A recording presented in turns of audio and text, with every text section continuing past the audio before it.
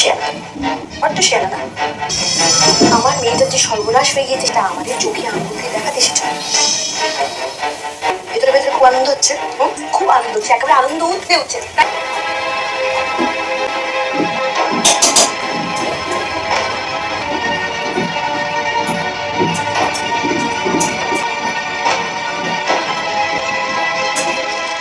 আসিস কেন? আসিস এখানে বারবার অপমানিত হতে কেন আসিস? তোর কি মান অপমান বোধ বলে কিছু নেই? খুব কষ্ট হচ্ছে তাই না বাপি? বাবা কখনো তাকে ওইভাবে আঘাত করে না, তাই তীব্র যদি মজুমদার সে সহ্য করবে কি করে, তাই না? মা, সব জেনে শুনে তুমি এরকম একটা কাজ কি করে করতে পারো? কোথায় তুমি বাবার মহান কীর্তিকলাপের জন্য তাকে বুকে আগলে রাখবে, আমরা সেটা অভিভূত করে দেখবো করে তুমি কি ভাবে? আমি কি খুব ভুল বলেছি?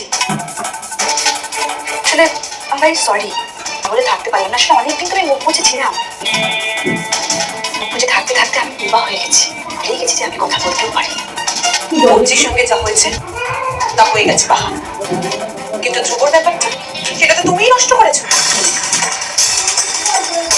দরকার ছিল তোমার ওই রুষাকে নিয়ে অত মাথা ঘামানো? নিজের দিদির চেয়ে ওই মেয়েটা তোমাদের কাছে আপন হয়ে গেছে না? হ্যাঁ, ওই মেয়েটা আপন হয়ে গেছে, এরপরেও কি মনে হয় তোমার যখন এই বাড়িতে আসবে আমরা সবাই বাড়ি তোমাকে হাসি মুখে মেনে নেবে? একবার নয়, দুবার আমার মুড়ি আর সংসার ভেঙেছো, সংসার ভেঙেছো তুমি। একটা কথা মনে রেখো, এই সময়টাই কিন্তু সব নয়, যে দিনটা আসছে সেটাই আসল সময়। একটা মেয়ের চোখের জলের দাগ একটা মেয়ে হয়ে তোমাকেও দিতে হবে বাহা। দেবো না, তুমি পার পেয়ে যাবে, ও না পার পাবে তুমি। মোৰ কোনো সমাজতো পাগলিয়াকে এখানে আনছিলেহি আৰু মোৰ তেমন কিছু আশাও কৰিলাই।